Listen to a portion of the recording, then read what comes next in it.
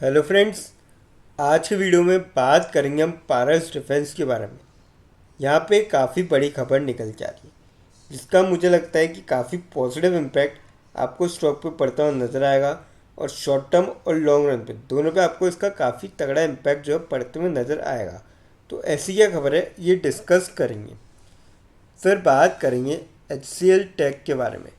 Company को लेके काफ़ी बड़ी खबर निकल के आ रही है जिसके चलते आने वाले टाइम में आपको इसकी जो चाल है वो डिसाइड होते हुए नज़र आएगी। तो क्या पॉजिटिव चाल बन सकती है या फिर नेगेटिव चाल बन सकती है वो डिस्कस करेंगे इस वीडियो में। फिर बात करेंगे हम यहाँ पे जिंदल स्टील के बारे में। इन्होंने काफ़ी बड़ा यहाँ पे डिसीजन लिया है जिसका काफ़ी पॉजिटिव इम्पैक्ट जो है आने वाले टाइम पे आपको इसके सेल्स और रेवेन्यू पे पड़ता हुआ नज़र आएगा। तो ऐसा क्या डिसीजन लिया है और क्या शॉर्ट टर्म में आपको इसका इम्पैक्ट देखने को मिल सकता है या फिर सिर्फ लॉन्ग रन में देखने को मिलेगा, साथ में ये भी जानने की कोशिश करेंगे। तो सबसे पहले यहाँ पे बात करते हैं हम पारस डिफेंस एंड स्पेस टेक्नोलॉजीज़ के बारे में। 1245 पे स्टॉक की क्लोजिंग देखने को मिली आपको फ्राइडे के दिन। 2.32% तक स्टॉक चढ़ता हुआ नजर आया और 28.2 रुपीज़ की काफ़ी सही तेज़ी यहाँ पे देखने को मिली। बात कर जाए अपडेट की इसकी, तो अपडेट कुछ ऐसा है कि Paras defence sees strong growth opportunity in drones and space. Amit Mahajan जो कि director technical and R N D at Paras defence के अंदर, उन्होंने बताया कि कंपनी की जो एक्सपेक्ट्स है वो प्ले कर रहे हैं important role in upcoming space programmes के लिए। Following the defence acquisition councils approve of projects worth ₹52,000 crore. तो इसका काफ़ी पॉजिटिव इम्पैक्ट जो है आपको स्टॉक प्राइस पे आने वाले दिनों के अंदर भी पड़ता हुआ नजर आएगा। और मेरे ख्याल से इस स्टॉक के साथ आप जो है बाइंग कर सकते हैं।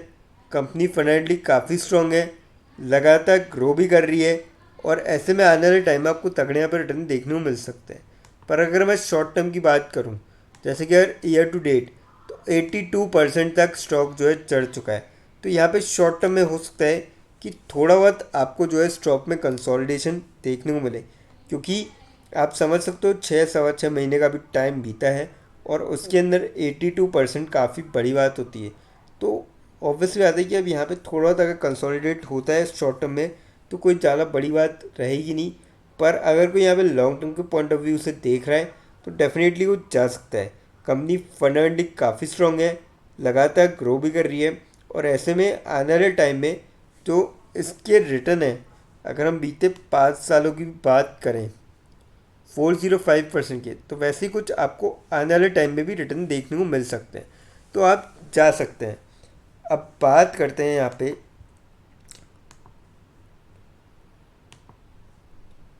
एच सी एल टेक के बारे में। 1167.5 पे क्लोजिंग देखने को मिली। 1.49% तक स्टॉक चढ़ता हुआ नजर आया था और 17.1 रुपीज़ की यहाँ पे जो है तेजी आपको देखने को मिली थी फ्राइडे के दिन। बात कर जाए अपडेट की, H C L tech quarter one preview. Revenue growth to remain weak, guidance cut likely. अब देखिए एच सी एल टेक के यहाँ पे क्वार्टर वन के रिजल्ट जो है कल निकल के आने वाले जुलाई 13 को, और मार्केट बंद हो जाने के बाद निकल के आएंगे। तो जो भी रिजल्ट निकल के आएंगे उसका इम्पैक्ट जो है बेसिकली आपको ट्यूसडे को पड़ता हुआ नजर आएगा। पर यहाँ पे जैसे कि प्रीव्यू निकल के आ ही जाते हैं तो एक्सपेक्टेशंस का ऐसा मानना है कि ये जो ग्रोथ है वो कम रह सकती है और गाइडेंस कट लाइकली। तो आने वाले टाइम के अंदर हो सकता है कि आपको यहाँ पे गिरावट देखने को मिले। और देखिए बोर्ड यहाँ पे कंसिडर करेगा सेकंड इंटरिम डिविडेंड, तो ये भी काफ़ी सही चीज़ है। और अगर हम यहाँ पे देखें एच सी एल टेक का क्वार्टर वन का रिजल्ट्स एक्सपेक्टेशन क्या रहेगी। After promising numbers from information technology, I T bellwether, Tata consulting services, all eyes are now on HCL Technologies as it gears up to post the financial numbers for the April to June quarter of the ongoing financial year 26-27, और कल के नहीं announce होते हुए नज़र आएंगे।